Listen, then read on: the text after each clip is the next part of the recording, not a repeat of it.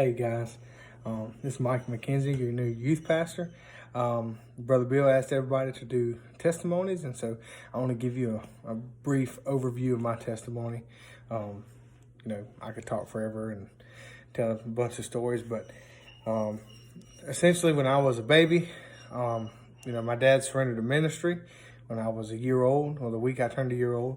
And then after that, I was going to church, which I was going to church before then, but after that we were really at church every time the doors were open, and even when they weren't open. So we were at church all the time, and I never really was a bad kid. I turned 6 years old. I walked down the aisle and said a prayer and got in the baptistry and went in a dry center and came up a wet one. Didn't really understand what I was doing. I just wanted to go down there because I seen other people do it. It looked kind of fun, so that's what I wanted to do.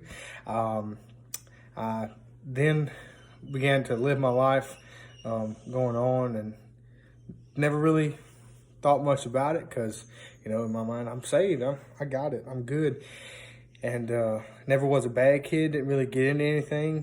Was just one of those kids that didn't, you might could ask my mom, she might tell you something different, but in my eyes, I wasn't that bad of a kid, and I didn't get in trouble a whole lot.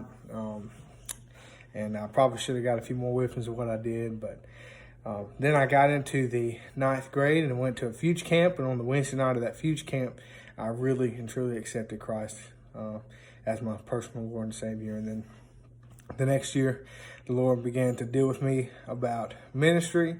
And so that would be my 10th grade year. And then 11th and 12th grade year, I didn't really do much about it. But then my 12th grade year, right at the end, I really surrendered to ministry. So then I ended up going to school at William Carey. Got an internship through that. Met Kayla.